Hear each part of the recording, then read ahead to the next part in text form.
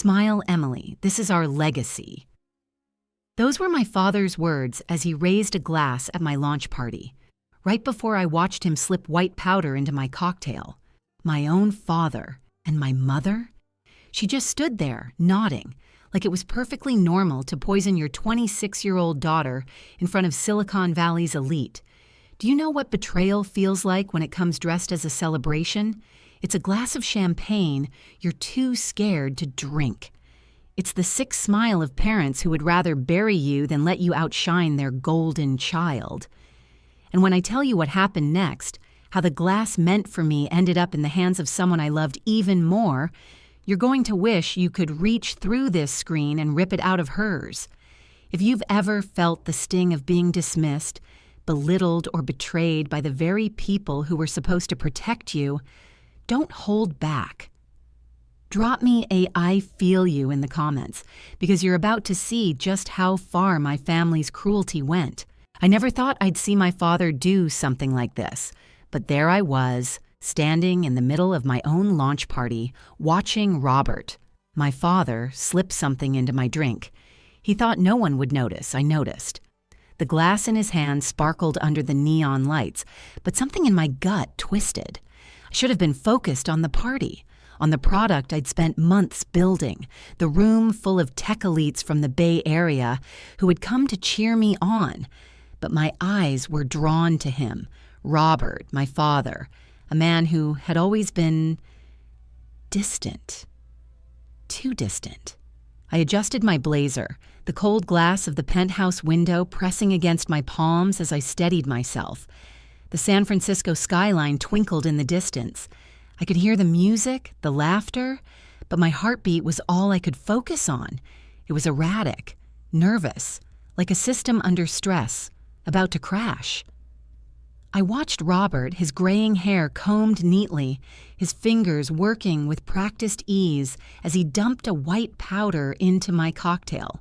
He didn't glance around, didn't try to hide what he was doing, as if I wouldn't notice. I should have confronted him then, but instead I just froze. The silence between us felt suffocating, and I could almost hear the hum of the party fade as the reality hit me. What was he planning? "Here's to our rising star, Emily," he said, his voice dripping with sarcasm as he handed me the glass. He smiled, a smile that didn't reach his eyes. My stomach churned. My thoughts were scattered, but one thing stood out. This wasn't just a drink. This wasn't just some dumb family spat. No, this was calculated, cold, deadly. I took the glass, my hand shaking just slightly, and pretended to smile. I had to keep it together. The last thing I needed was to show weakness in front of everyone. This wasn't just about me anymore. It was about my entire future, my career, everything I had worked for. I couldn't help but glance at the guests around me. Olivia was chatting with some tech executives, her flawless smile lighting up the room. Olivia, my perfect sister. The one who always seemed to get everything right, from the perfect grades at Stanford to the VP position at the family company. Robert and Victoria's golden child. And then there was me, the failure, the one who defied them, who chose ethical hacking over the family's surveillance software empire they were building. They never understood. No, they couldn't understand. For them, everything was about control, about power, about perfect images on LinkedIn and Instagram. I wasn't supposed to be the problem, but I was. I was the glitch in their system, the bug they couldn't fix. As I stood there, holding the cocktail in my trembling hand, I realized something. I was trapped. Trapped in a life they had designed for me, a life where I didn't belong. My passion for cybersecurity had led me to this point, this moment, where I was standing alone at the top of a penthouse, surrounded by people who didn't care, with a drink that could change everything. They didn't know me. They never had. Not really. I forced myself to take a deep breath and raise the glass. A faint laugh bubbled up, but it didn't reach my eyes. "To our rising star." Robert's voice echoed in my head, his cruel tone still fresh. I could feel the weight of his gaze on me, as if he were silently daring me to drink it. But I wasn't stupid. The powder had dissolved into the drink, swirling like a shadow, like a secret. I could feel my heart hammering in my chest as I forced a sip, pretending everything was normal, pretending nothing was wrong. But everything was wrong. I was no longer just fighting for my career or my independence. This was survival. I was in a room full of strangers, but somehow I had never felt more alone. My parents were pushing me, suffocating me with their expectations, their perfect image. And now Robert was doing something that went beyond the usual manipulation, something I couldn't ignore. The party buzzed around me, but it felt distant, like I was watching from behind glass. My pulse pounded in my ears and my thoughts raced. What had Robert just done? What was in that drink? Why now? Why me? I stared at the glass in my hand, and it felt heavier than ever. My thoughts spiraled. This wasn't just about control. It wasn't just about the family business. No, this was personal. This was about me choosing my own path, my own destiny, and to them, that was unforgivable. I wasn't going to let them win, not this time, but even as I made that promise to myself, a question gnawed at me. Was I already too late? Had I already fallen into their trap? The party was supposed to be a celebration of everything I had built, but now all I could think about was one thing. What the hell was in that drink? And as I stood there, my hand gripping the cocktail, a voice in my head whispered, I had to find out before it was too late. Curiosity clawed at me. Dread seeped into my bones. What was happening? What had Robert just set in motion? I had to know. The dining room felt colder than usual. Maybe it was the marble floor, the way the sharp angles of the table seemed to press in on me. Or maybe it was the heaviness in the air, the kind that settles when you're fighting a battle you know you can't win. I looked across the table at Robert, his face hard like stone. He was holding a stack of papers, those ridiculous spreadsheets, the ones he always shoved in front of me when I dared to challenge their plans. The glare of the San Francisco skyline outside seemed to accentuate the tension in the room. The dim lighting cast long shadows on the walls, making everything feel more suffocating, more distant. You're not thinking clearly, Em.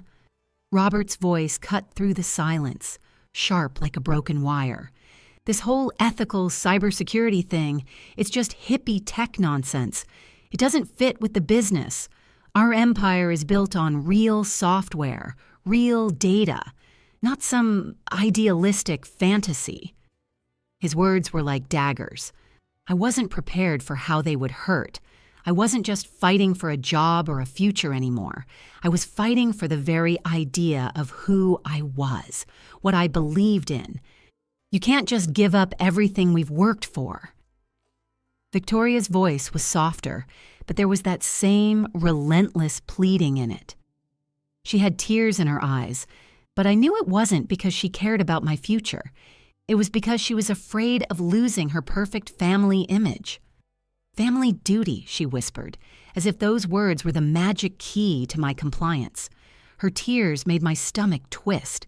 The idea of them, of Robert and Victoria, both so fixated on their tech empire, was suffocating me, a cage that I could barely see through anymore. It wasn't just about software, it was about them trying to force me into their mold, a mold that never fit. I was expected to follow their plan, but I refused. I remember gripping the edge of my chair, feeling the sharpness of the wood dig into my skin. My heart hammered in my chest. I had spent years compromising, dipping my toes into their world, taking internships, working for their company, just to keep the peace. I even added a software engineering minor, hoping they'd stop seeing me as the problem child. But it didn't matter. Nothing I did was ever enough. I could hear Olivia's laughter from the other room. Olivia, the golden child, always perfect, always obedient. Her achievements framed on the walls, honor roll, company VP at 31. while my achievement sat in the shadows, barely acknowledged. "Olivia's going to take over one day," Robert had said, once again planting that seed in my head like a quiet accusation. "You're not cut out for this, Em, but Olivia, she gets it." The truth was, I couldn't even look at her anymore without feeling that bitter taste in my mouth. She never questioned them. She never fought. She was their perfect daughter, and I was the mistake, the glitch in the system. And that thought, it tore me apart, because the more I fought, the more it felt like I was pushing against something that would always win. They had the power. They had the money, but they didn't have my soul. They didn't have my vision. "I'm not doing this for you, Dad," I said, my voice barely more than a whisper. But it was enough.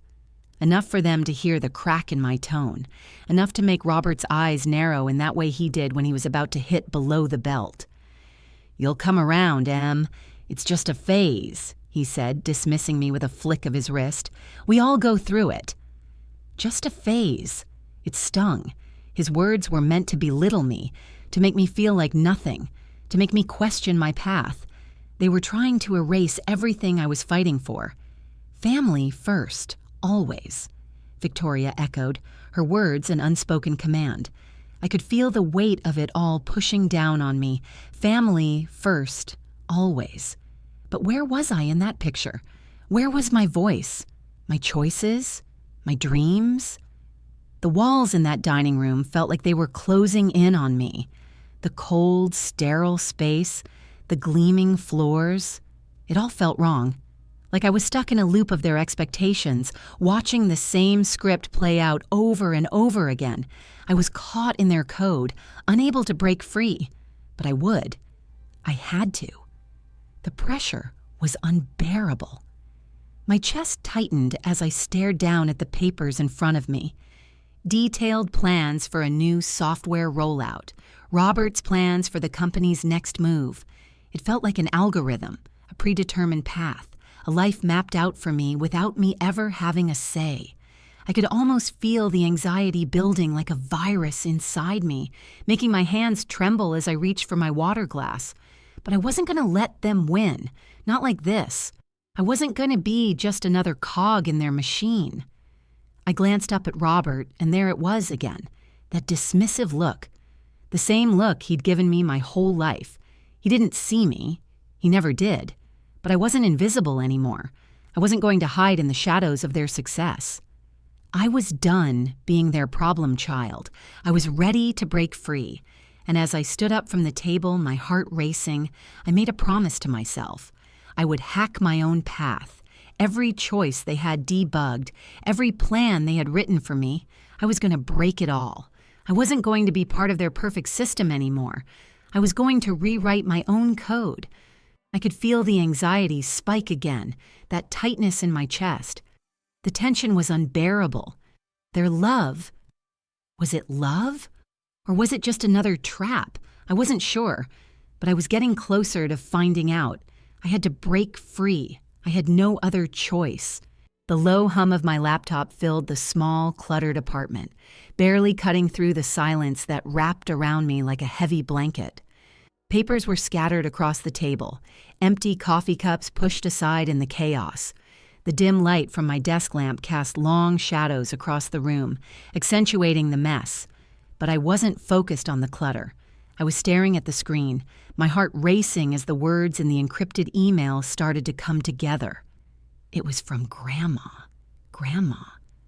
I remember her like it was yesterday, always sitting in front of her old desktop, typing away, the flickering glow of the screen illuminating her wrinkled face. She was a pioneer, a coding genius, really. She taught me to think beyond the surface, to look for patterns and code in the world around me. But when she died, when I was 18, her legacy seemed to vanish. Robert and Victoria kept her work hidden. I always thought I was just a little too young to understand. But now, sitting here in the dim glow of my apartment, it was clear that Grandma had left something behind. Something big. I ran my fingers across the keys, my mind racing.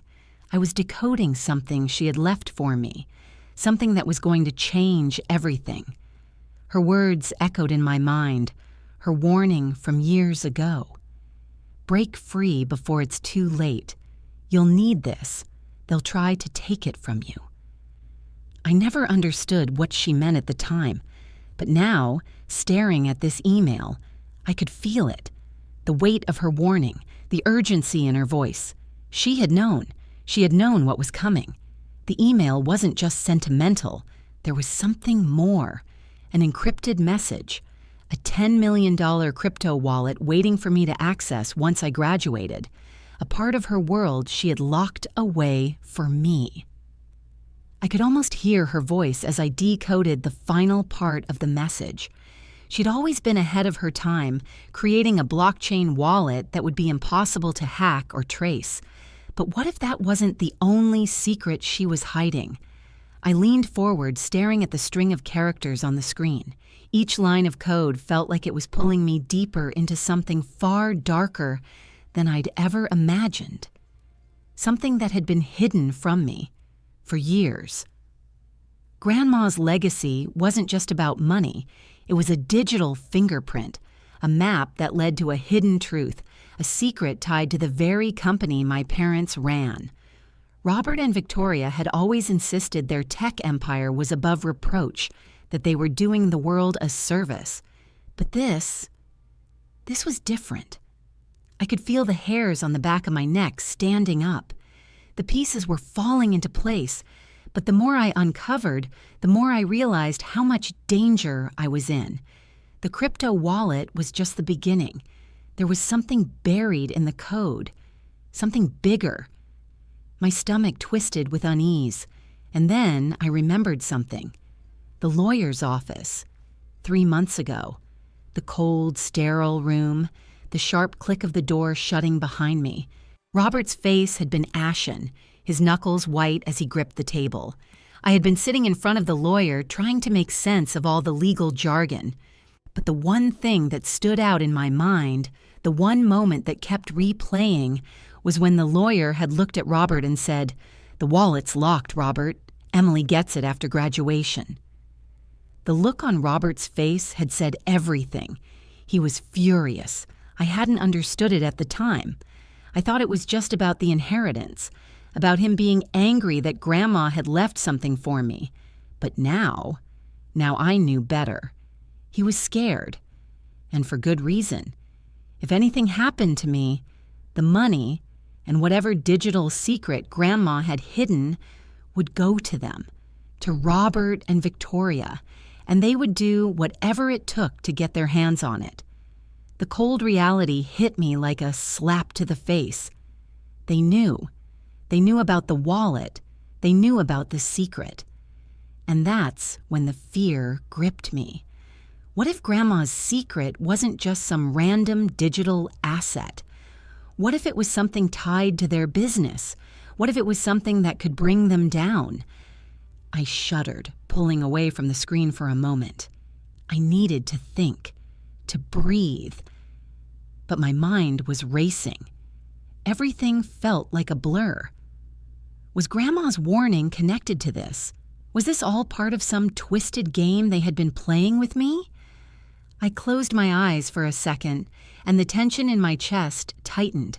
I felt like I was being suffocated. Every choice I had ever made, every time I had defied them, was it all just setting me up for this moment? I had to know what this blockchain secret was. I couldn't let Robert and Victoria get their hands on it. They'd already destroyed so much of my life. Now they were after something more, something far worse than money. I stared at the code again. It was like a puzzle, a riddle, and I was the only one who had the key. But the more I uncovered, the more I felt like I was falling into a trap. Every step I took felt like it was pulling me deeper into their web. Was this my escape? Or was it just another way for them to control me? I didn't have all the answers yet, but I had to keep going. The truth was just out of reach, and I wasn't going to let them bury it. as I sat back in my chair, my pulse pounding in my ears, I realized that this was no longer just about the money. It was about finding out the truth that Grandma had left for me, the truth that Robert and Victoria were so desperate to keep hidden. I had to keep digging. I had no choice. The soft glow of my phone screen illuminated my face in the dark, the city lights flickering outside the window as I scrolled through my messages.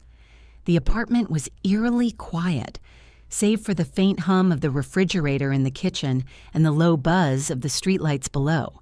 I should have been preparing for the party, my launch party, but all I could do was watch as the message from an unknown number blinked on my screen. "Watch your drink tonight." My stomach dropped like a lead weight. I stared at the message for a moment, trying to make sense of it. Was it a joke? A prank from a friend? Or was it something worse? Something more sinister? I read the text again, my eyes scanning the words. "Watch your drink tonight." The words felt like a virus crawling under my skin, spreading a chill I couldn't shake off. My mind raced through possibilities. Someone knew something, someone was watching. But who? Was it someone close to me? Or was it someone working for Robert and Victoria, pulling the strings behind the scenes? I quickly swiped the message away, as if trying to erase it from my mind, but the dread lingered, thickening the air around me. I glanced across the room where the sleek, minimalist desk sat cluttered with papers, half-empty coffee mugs, and open tech manuals. A small pile of invitations for the party lay there, too, untouched. I had been dreading this event, the launch of my new software. I had worked so hard for it, but now it felt like a trap. Victoria's voice echoed in my mind, her too-perfect tone cutting through my thoughts. "A proper launch for you, Em. Only the best for us." She had said it with a smile, but it felt hollow. Like everything she did, everything she said was always just a performance. The image of her flawless LinkedIn profile, the constant social media updates, everything screamed control. But tonight, something felt different. The atmosphere in the house had shifted, and I couldn't ignore it. Robert, who had been pushing me to join the family company, had suddenly stopped.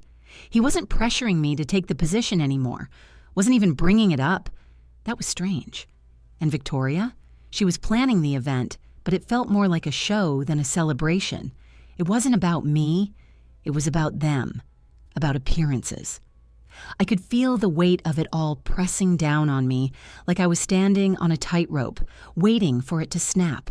There was something going on behind the scenes, something I wasn't seeing. I could feel it in my gut. And then, my eyes landed on Robert's burner phone, which he had left on the table when he came over to talk to me earlier. It was tucked under a stack of papers, almost hidden, but I knew what it was.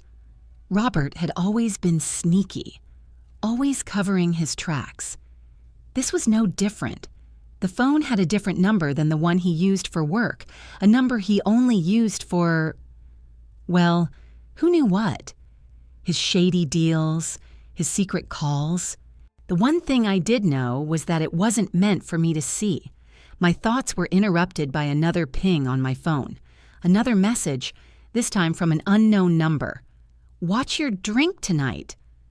My pulse quickened, the blood rushing to my ears as I stared at the text. The same words, the same warning. What did it mean? Who was sending this? The message felt like a digital intrusion, an unsettling reminder that I was being watched. But who was watching me? Who could have known what was coming? I shoved the phone into my pocket, the sharp jolt of fear spreading down my spine. My mind was a maze of suspicion, and every direction seemed to lead to something dark. I stood up, my legs feeling like they might give way beneath me, but I steadied myself. I had to think. I had to figure out what this all meant. My gaze fell on the invitation for the party again, and something caught my attention. There, at the bottom of the email Victoria had sent me, was a small mistake, a slip-up, a typo, a word out of place. It was subtle, but I knew enough to see what it meant. The party wasn't just a celebration for me, it was for something else, something more. Victoria had made a mistake, a small one, but it was enough to set off alarms in my head. She was slipping. Something wasn't right. I sank back into my chair, the weight of the phone in my pocket pressing against me like a reminder of the storm that was building. My breath was shallow, my mind spinning with what-ifs. Was this all part of their plan? The party, the burner phone, the cryptic messages? It was starting to feel like a dark web trap, just waiting to spring shut. The minutes stretched on, but I couldn't shake the feeling that everything was connected.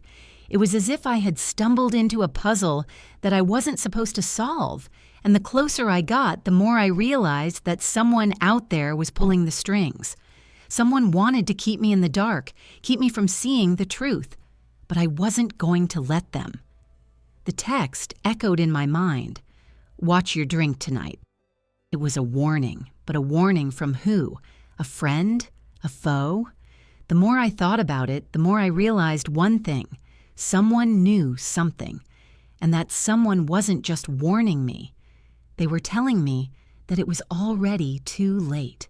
I could feel the paranoia creeping in like a virus, making everything I saw, everything I heard seem suspicious. Was I just being paranoid? Or was someone really out to get me? The clock ticked louder in the silence, and I knew one thing for sure. Tonight, everything would change, and I had to be ready. The cafe was noisy, the chatter of tech workers around me filling the air, but I couldn't focus on any of it. I was only half listening, watching the steam rise from my coffee cup as I sat across from Professor Hayes. His once vibrant, confident demeanor was now clouded with unease. His hands trembled slightly as he reached for his coffee, the cup rattling just enough to make me tense. I could feel the weight of his words before he even spoke them, the tension building in my chest as he leaned in closer, lowering his voice. "Your dad's in deep, Em," he said, his eyes darting around the room, making sure no one could overhear. His face was pale, his eyes sunken, as if the weight of the secret was too much for him to carry anymore. "I've got proof," but they silenced me. His words hit me like a punch. My breath caught in my throat. I leaned forward, trying to read his face, trying to make sense of what he was saying. Hayes, my mentor, someone I trusted, someone who had always been there to guide me, was now telling me that everything I had suspected about Robert's company was worse than I had imagined. "What proof?" I whispered, the words barely escaping my lips. My mind was spinning, my pulse quickening. I had been so focused on the launch, on the party, on everything else, but this was different. This was real. Something had gone horribly wrong, and now I was tangled in the web. Hayes glanced around again, his eyes flicking nervously to the corners of the cafe before he leaned in even closer. "They've been covering up data breaches, Em. They've been using their software to harm entire communities, and now the FTC is investigating. I can't be a part of it anymore." His words hung in the air like a heavy fog, clouding my thoughts. Data breaches? Harming communities? That wasn't just a glitch in the system. That was deliberate.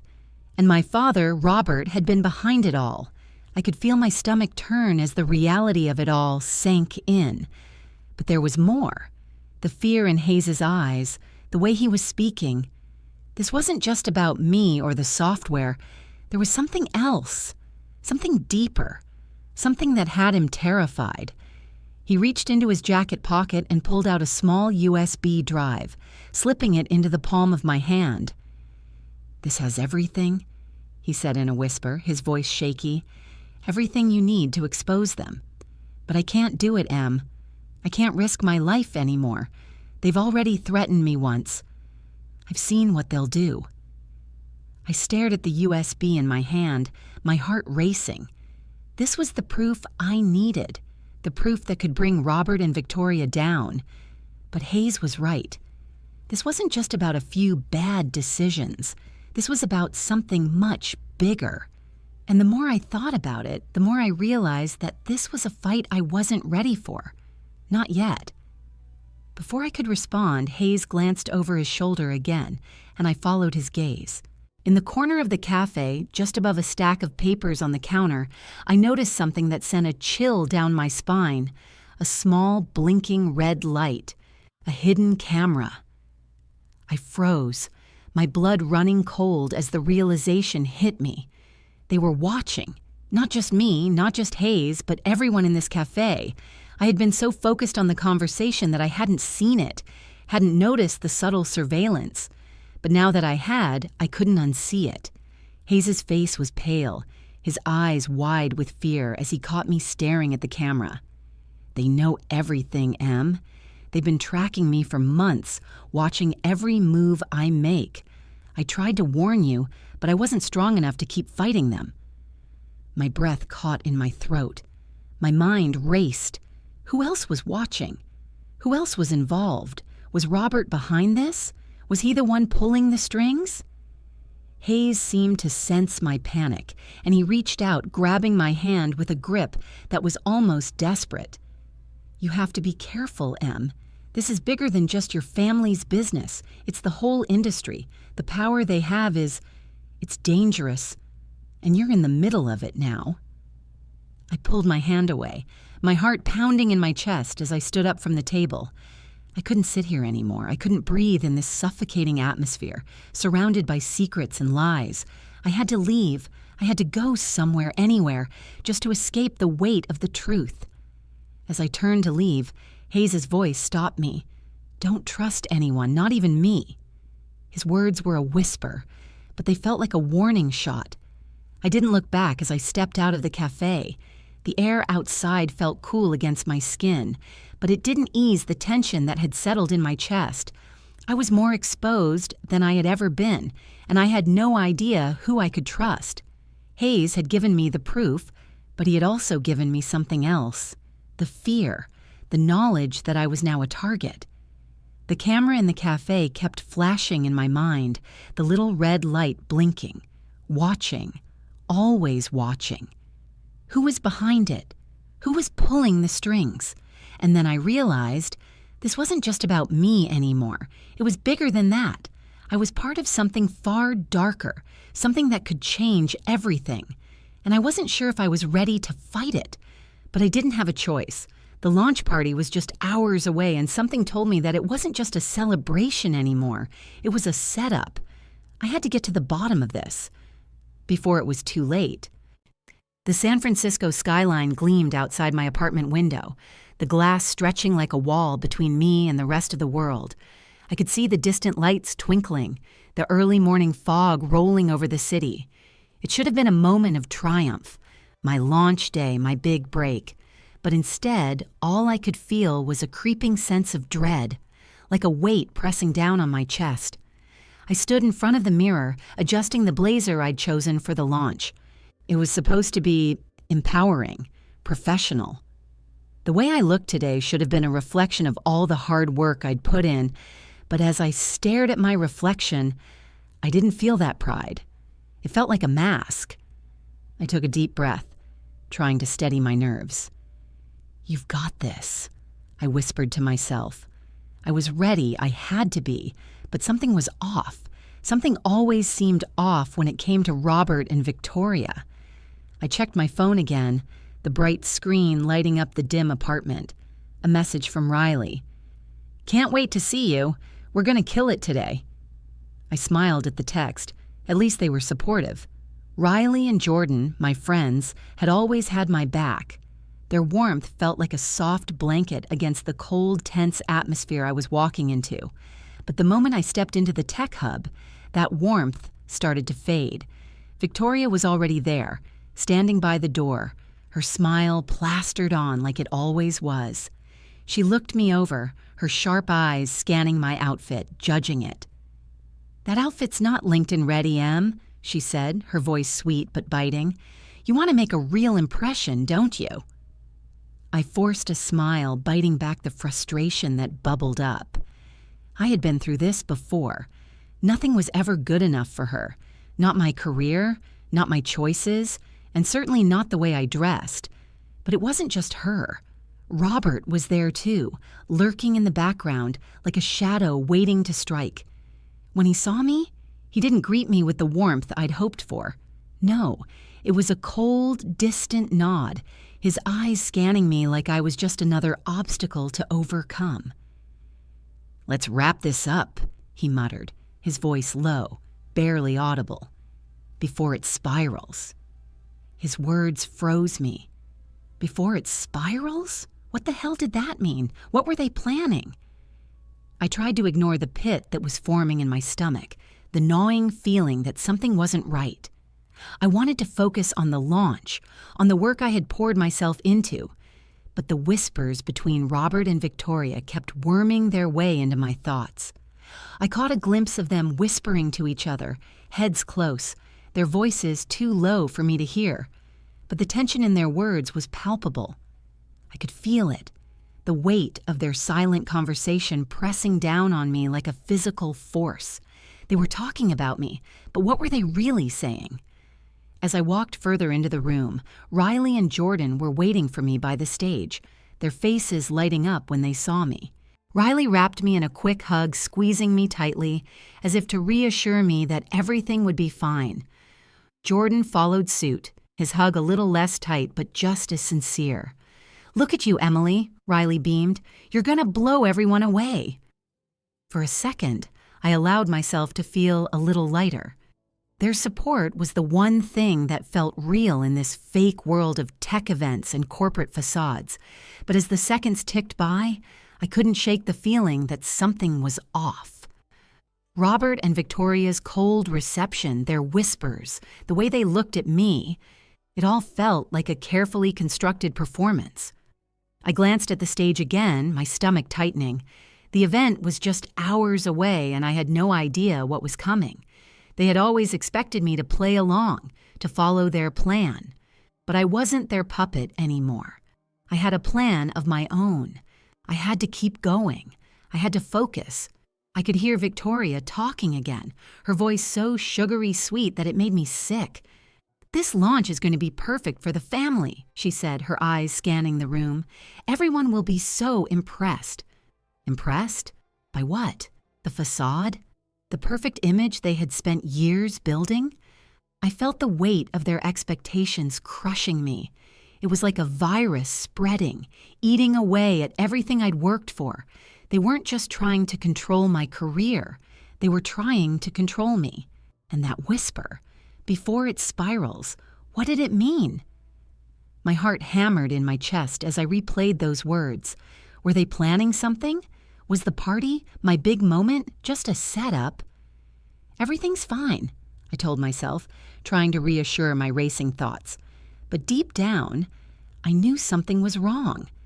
The tension in the air was suffocating. The warmth I'd felt from my friends was fading, replaced by a coldness that I couldn't shake. I needed answers. The party, this event, was my last shot at finding out what was really going on. If I didn't uncover the truth now, I didn't know when I would. The tech hub buzzed around me, the music starting to play, the guests arriving in waves. But all I could focus on was the looming dread that felt like a time bomb ticking inside my chest. I had to know. What were Robert and Victoria planning? What was their next move? I glanced back toward them, still whispering to each other, their words lost in the buzz of the crowd. I couldn't shake the feeling that the launch wasn't just about tech anymore. It was about something much darker. And as I stood there, my stomach in knots, I realized one thing for sure: I was in their trap, and there was no exit code.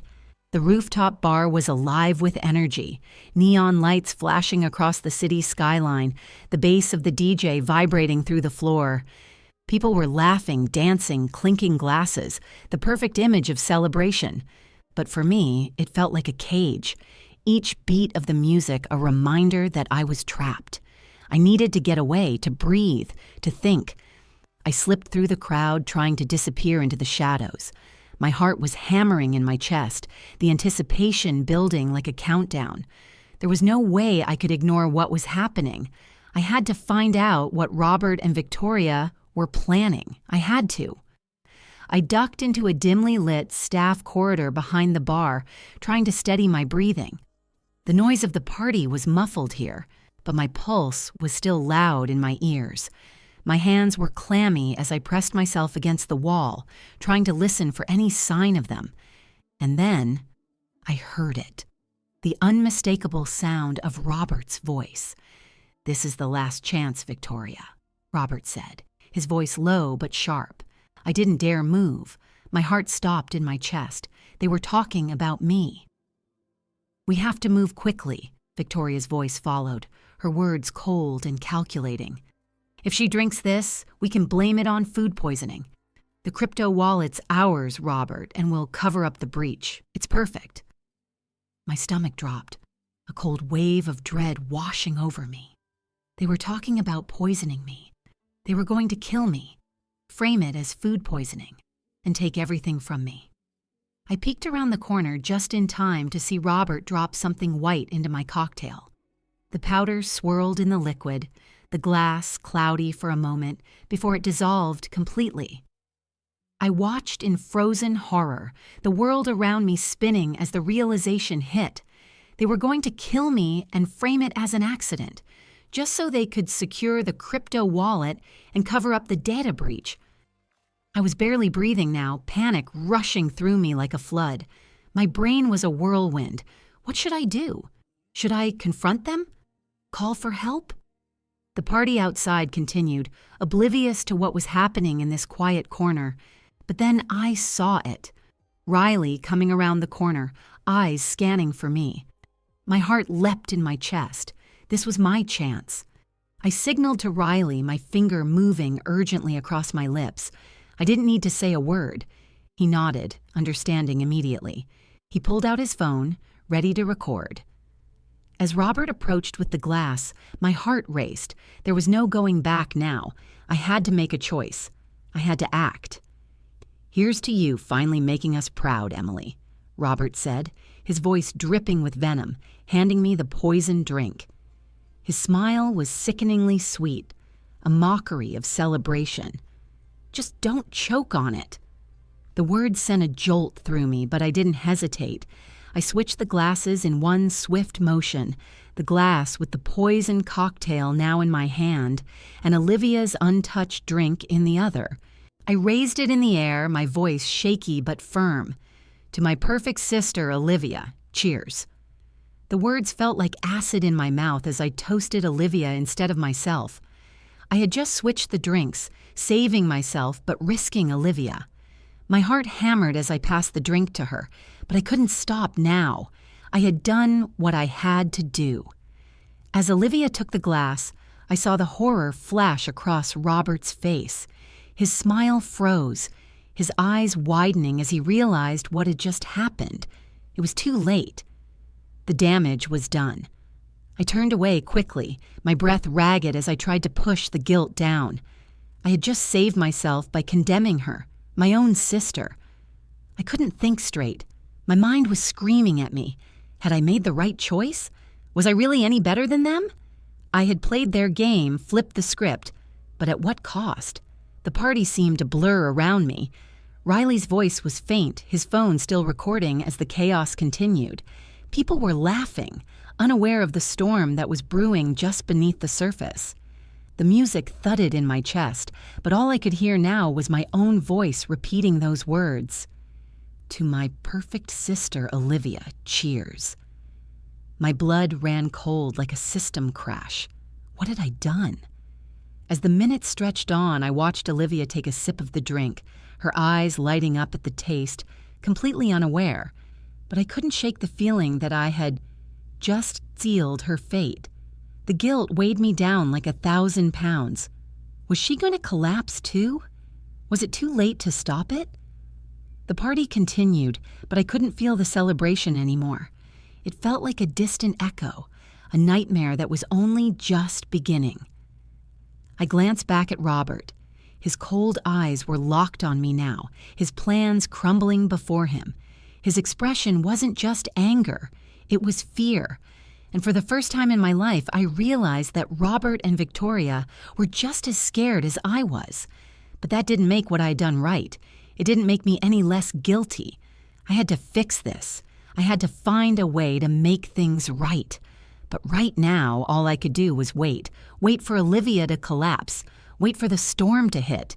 The moment Olivia stumbled, the glass in her hand shattering as it hit the ground, time seemed to freeze. The sound of the shattering glass echoed through the rooftop, sharp and jarring, slicing through the music and laughter.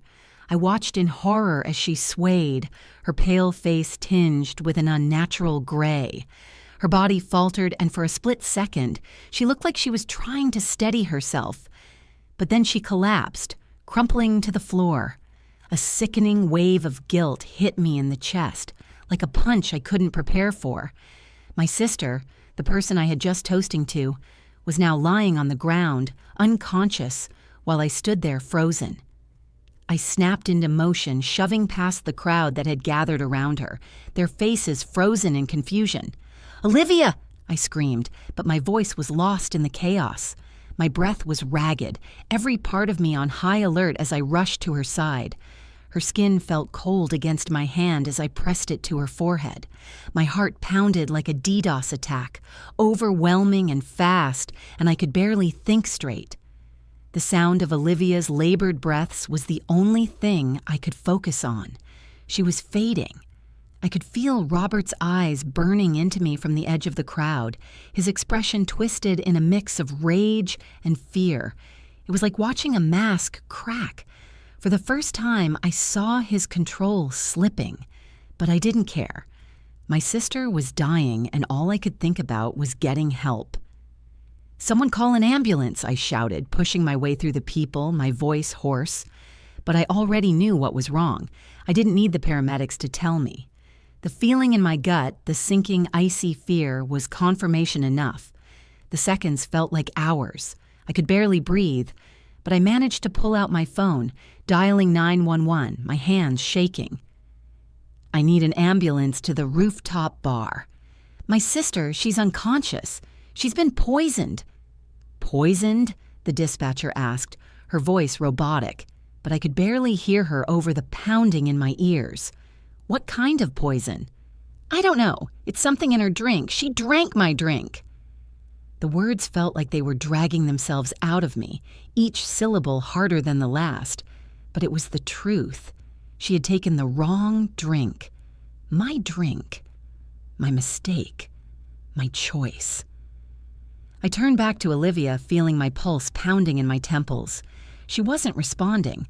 The music, the voices, the chatter, it was all background noise now. Only the sharp beep of her fading heartbeat on the bar's nearby speakers mattered. I couldn't stop it. I had saved myself, but I had doomed her. By the time the paramedics arrived, they took one look at Olivia and immediately started working on her, moving her to a gurney, securing her with all the efficiency of professionals. I followed them, my legs shaky as I made my way to the ambulance, the world spinning around me. Robert's glare followed me like a weight, but it didn't matter anymore. Nothing mattered but getting Olivia to safety. The drive to UCSF felt like an eternity. Every bump in the road, every flicker of the lights outside the windows seemed to make everything worse. I tried to focus on Olivia, on her shallow breaths, her pale face, but the fear wouldn't let me. Once we were in the hospital, it was like the world went into overdrive. Doctors and nurses surrounded Olivia's bed, their movements sharp, urgent. I stood back, watching helplessly, but I could barely think. I whispered to one of the doctors as they hooked Olivia up to the monitors. "Test for lab toxins." She drank my drink. I could see the doctor's expression shift, a flash of understanding crossing their face before they nodded. But the terror in my chest didn't ease. It only grew. "Test everything," I repeated, my voice barely audible. "I think it's from the company, their software. It's a breach. I know it." Victoria arrived a few minutes later. Her presence was like a cold, suffocating fog. Her eyes were wide with false concern, her hands trembling as she touched Olivia's arm. But I saw right through it. Her crocodile tears didn't fool me. She was playing her part, pretending to care, pretending to mourn. I couldn't contain it anymore. I snapped. "You did this, didn't you?" My voice was louder than I intended, shaking with raw emotion. "You and Robert! This is your doing!" Victoria recoiled, her face twisting in feigned innocence. "I didn't do anything. What are you talking about?" I could barely hear her. All I could see was Olivia, lying there, the steady beep of the heart monitor keeping me tethered to reality. This was what they had planned. This was how they wanted to end it all. But I wasn't done yet. This was just the beginning. My mind screamed at me, urging me to act, to stop this madness. Olivia was fighting for her life because of me. I had switched the drinks. I had made the choice. My sister was here, in this sterile hospital room, fighting to survive, and it was my fault. But I wasn't going to let them win. I had made a choice, and now I had to finish it. I looked down at Olivia's unconscious form, the beeping of the monitors suddenly deafening in my ears. The guilt choked me, the weight of it almost too much to bear. What did I do? But it wasn't over yet, and I wasn't backing down. The waiting room at UCSF was dim, the fluorescent lights flickering every few seconds, casting a sickly glow over the sterile white walls.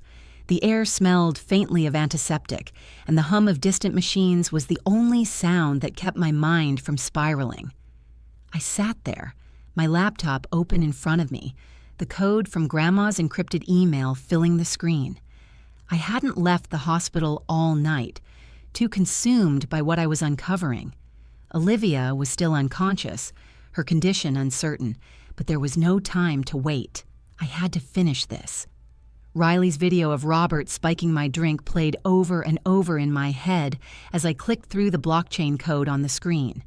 Grandma's digital fingerprint, buried deep in the lines of code, had unlocked something bigger than I'd ever imagined. There it was, breaches, vulnerabilities, and connections to Robert's company, a direct link between the company's data breaches and the corrupted software they'd been pushing on the world. It was worse than I thought.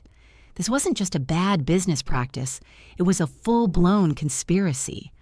I stared at the screen, heart racing, as I pieced it together. But then, just as the puzzle seemed to come together, an anonymous tip came through my phone. "Check the company's cameras, they're watching." My stomach twisted. Someone was watching.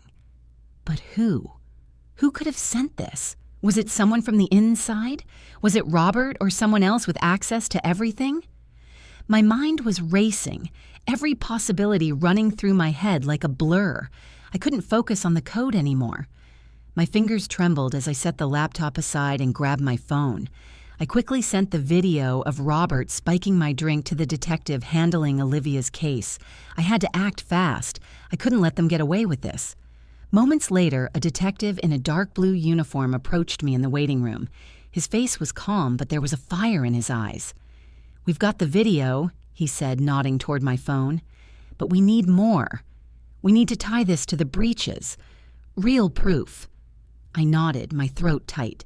"I have something bigger. Grandma's legacy. It's all there in the code." I opened the laptop again, my eyes glued to the screen as I tried to explain everything I had uncovered.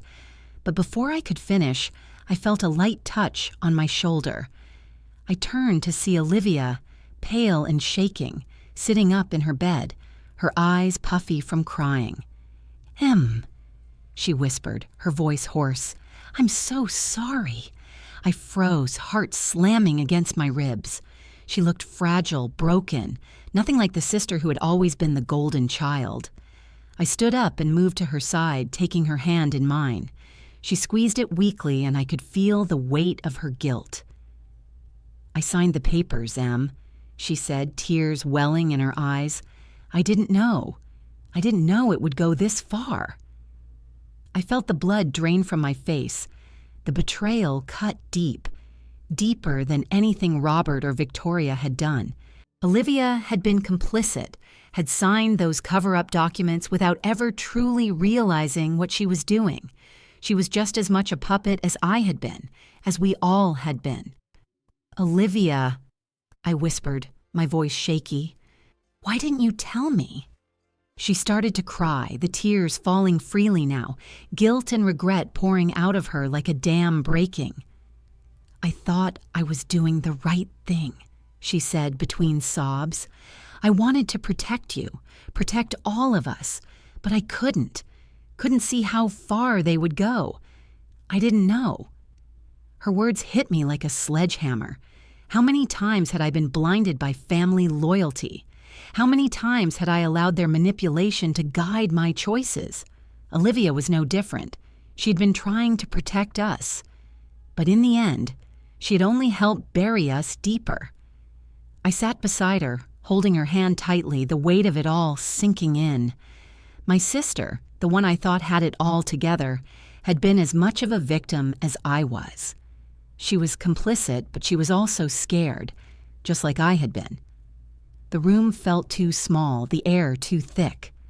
My heart was torn between anger and empathy, the two emotions pulling me in opposite directions. How could she have signed those papers? How could she have been so naive? But then again, hadn't I done the same thing in my own way? The detective stood by the door, waiting for us to speak. He cleared his throat. "I need everything, Emily. If we're going to bring this down, we need it all." I nodded, tears welling up as I looked down at Olivia. "We'll give you everything we have," I said, my voice cracking. "But first, we need to know who's behind this." Olivia looked at me, her face pale but determined. "We fight together, Em. I'm with you." Her words were a lifeline. In that moment, I realized something. This wasn't just about me anymore. It wasn't about my anger, my betrayal. It was about us.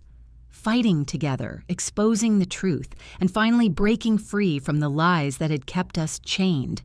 But that damn anonymous tip kept echoing in my head. "Check the company's cameras. They're watching." Who was leaking this information? Who was trying to help us, and why? As I held Olivia's hand, a new resolve flooded me. We had a chance. It wasn't over yet, but the mystery deepened. Who was the tipster, and what more did they know? I could feel the walls closing in around us. The truth was out there, but who was really on our side? I sat in the stark, sterile hospital room, the air heavy with the smell of antiseptic, as the FBI agents laid out the case before me. The buzz of the fluorescent lights above felt deafening in the silence. My eyes scanned the documents they had placed on the table, the familiar name of Robert's company glaring back at me. There was no escaping it now. The truth had surfaced. Everything was laid out clear as day. 6 months of investigation, one of the agents said, his voice calm, almost detached. Your father's company has been systematically breaching data for months, targeting vulnerable communities, and we've just uncovered a fake server in your name. The words hit me like a hammer, each one driving deeper into the pit of my stomach. A fake server? In my name? They had framed me, setting me up for something I didn't even know was happening. I felt a wave of nausea crash over me as the pieces clicked together. Robert, Victoria. They had always planned to pin everything on me, to make me the scapegoat. And they had done it with terrifying precision. The agent continued, showing me the breach data on his screen. Numbers, names, transactions, all connecting back to their illegal activities. Every shred of evidence pointed to them, and yet I felt hollow inside. I had been so consumed with their lies, with everything they had put me through, that I never imagined the full scope of their deception. They had framed me, used me as their fall guy while they covered their tracks. But then came the twist, the one thing I never expected. Olivia. She had been quiet since the ambulance ride, her tears fading into silence. But now she spoke, her voice barely a whisper. Em, I need to tell you something. Her face crumpled in shame as she looked down at her hands, the weight of her guilt sinking in. I encrypted the server for them, she admitted, her voice breaking. I thought it was just business. I didn't know what they were planning. I thought it was just another corporate deal, protecting their data, their assets. But now, I see what they were really doing, and I can't believe I helped them. The words hit me like a punch to the gut. Olivia, my own sister, had been involved, not just a bystander, involved. She had protected them, covered for them, and all this time, I had blamed myself. The golden child, the one who always did everything right, had been part of the lies. "You helped them," I whispered, my voice hoarse, the anger rising inside me. "You didn't just sign papers. You protected them." Her eyes welled up again, tears streaming down her face. "I didn't know, Em. I swear to God, I didn't know it would go this far." I could feel the betrayal flooding through me, but beneath it, there was something else. Something I wasn't sure I could handle. Regret. The regret in her eyes, the rawness of her voice. It was almost unbearable. She had been deceived just as much as I had, but she had made choices I could never forgive. But then, the agent's voice cut through the tension in the room. "We've arrested Robert and Victoria," he said, his words almost surreal. "They're done. Their empire is crumbling, and with the evidence we have, it's only a matter of time before everything comes to light." I sat back, my breath leaving me in a slow rush, a strange mix of relief and bitterness flooding my chest. They were going down. Robert, Victoria. Their empire of lies was finally crumbling. I had fought for this moment, had pushed through so much, and now it was here. But as the reality set in, I glanced over at Olivia. She was sitting on the edge of her hospital bed, her head bowed in shame, her hands clenched tightly in her lap. "They framed me," I muttered, the weight of the truth finally sinking in. "They framed me, and you helped them." Her face twisted in regret, and she nodded slowly. "I thought I was protecting you, Em. I thought if I did what they asked, I'd protect you from this mess. But now, I see what it cost us." The agent left the room to make another call, but I stayed with Olivia, my mind racing. I couldn't even find the words to speak to her, the anger, the hurt still raw inside me. I had always thought she was the one who had it all together, the one who could do no wrong. But now I was seeing her for what she truly was, a victim of their manipulation, just like me. "We need to heal," I whispered, my voice shaking. "But I don't know if I can ever forgive you for this, Olivia." She looked at me, tears streaming down her face. "I know, Em, I know, but I swear, I will make this right. I'll help you take them down. I'll do whatever it takes." And in that moment, despite everything, I saw the sincerity in her eyes. Olivia had always been my sister, my partner in crime, and even though her betrayal cut deep, I could feel a flicker of something else, hope that maybe, just maybe, we could rebuild. We could fight this together. But the question lingered in the back of my mind. Who was the tipster? Who had sent the message about the cameras? And what else did they know? The camera had been a loose thread, and now I couldn't help but wonder, was there more to this than just Robert and Victoria? The TV in the corner of the room flickered on, the breaking news flashing across the screen. Robert and Victoria Thompson arrested for corporate fraud, illegal data breaches, and endangering communities. And as the reporter's voice echoed through the room, I felt a sense of relief. The battle was over. But the war, that was just beginning. The air was crisp as I stepped onto the porch of the Lake Tahoe cabin, the morning mist hanging just above the water like a memory I couldn't quite touch. The lake sparkled under the early sun, its glassy surface reflecting the blue sky like a perfect, untouched world. I sat down beside Olivia, the warmth of the coffee cup in my hands offering a small comfort against the chill in the air. Olivia looked different now. Gone was the fragile, guilt-ridden sister I had carried through the hospital. She'd found a new strength, her shoulders no longer slumped, her eyes a little brighter. We had started this healing process together, sorting through the mess of our parents' assets, liquidating everything to fund the victims of their data breaches. It was hard work, but it felt necessary. We were doing the right thing, even if it was the hardest thing. "I still can't believe we're really doing this," Olivia murmured, taking a sip of her coffee. Her voice had a new edge, a quiet resolve. "I thought we'd just keep pretending that everything was fine, but I see it now. We can't let them get away with this." I nodded, my gaze drifting out across the lake. The fog was starting to lift, revealing the small boats that dotted the surface. But even in the beauty of the lake, I couldn't shake the guilt gnawing at me. The cocktail switch. The moment I made the choice to save myself and risk her. Every time I closed my eyes, I saw her face, the way she drank my drink without a second thought, unaware of the danger that was so close. The wind picked up, and the trees swayed, their branches creaking as if the very earth was trying to tell me something. But what was it? Was I truly saving her by risking everything, or had I just shifted the pain onto her too?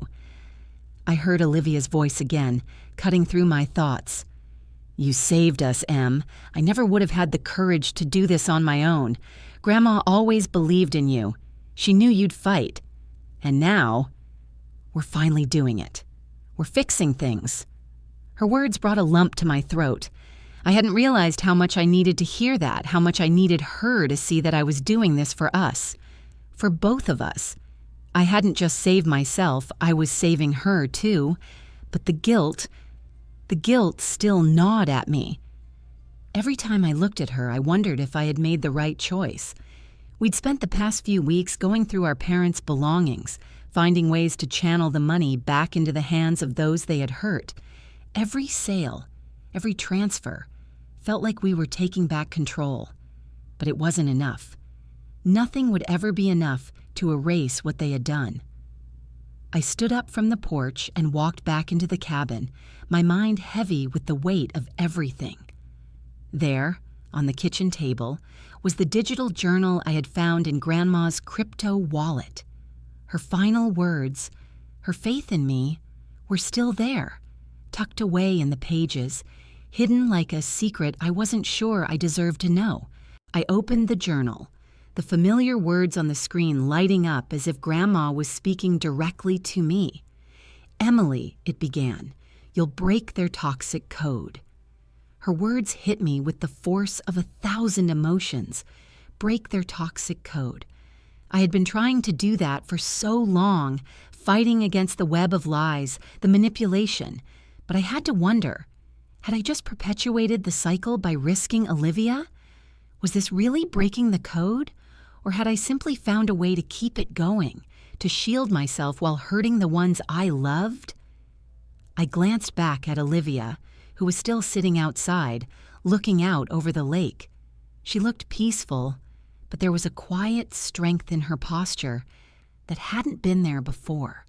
She had grown in these weeks. She had pivoted toward a new path, focusing on tech law, planning to use her knowledge to fight the corruption and make sure nothing like this happened again. It was a future I could be proud of her for, but it didn't erase the past. Nothing could. Sitting back down at the table, I let the glow of the laptop screen wash over my face. Grandma was right. I was meant to fight. But the question still lingered. Had I really broken the cycle, or just shifted the pain to the next generation? I closed the journal and stood up, walking back outside. The lake, the fog, the mountains, they all looked so calm, so untouched. But underneath it all, the truth was there, hidden in the dark depths of the water. I had done what I could. I had fought for the truth. I had saved Olivia, but at what cost? I sat down next to her, feeling the cool air bite against my skin. She looked at me, and for a brief moment, it felt like we were back to how we were as kids, sitting by this lake without a care in the world. I felt a flicker of hope. Maybe, just maybe, we could rebuild. But even as I told myself that, even as the fog lifted and the sun warmed my face, the guilt still clawed at me. Had I really broken the cycle? Or had I just shifted the pain only to pass it on to the next chapter of our lives? The future was ahead of us, a path that we would walk together. But the past? It would always haunt us. The courtroom was packed. The air was thick with tension. Robert and Victoria sat in front of me, their faces carved in stone, their expressions colder than ever. Robert's eyes, dark and icy, locked onto mine as the judge delivered the sentence. His glare felt like malware, cold, calculated, trying to break me even as he lost everything. The judge's voice rang out, sharp and final. You are both sentenced to prison for corporate fraud, data breaches, and the damage caused to countless communities. You will be held accountable for your actions. I stood frozen. The weight of the moment pressed down on me like a 1,000-pound boulder. My heart was pounding in my chest, but there was no relief, no victory that I had imagined. The cost had been too great. The years lost, the betrayal, the pain, it all came rushing back. But as I looked at Robert and Victoria, handcuffed and being escorted away, something shifted within me. I was free. They were going down. For all the years of manipulation, for every moment I had spent feeling like I wasn't good enough, they were finally facing the consequences. And for me, I was done. Done with their toxic hold, done with their suffocating expectations. I was free to live my truth. I looked down at the gavel, its echo still vibrating through the air. It wasn't just the end of their reign, it was the end of mine, too. No longer would I be tethered to their world, their lies. I was free to move forward. The relief, while profound, was bittersweet. For a long time I had fought for this moment, but now that it was here, it felt like an empty victory. How much of myself had I sacrificed?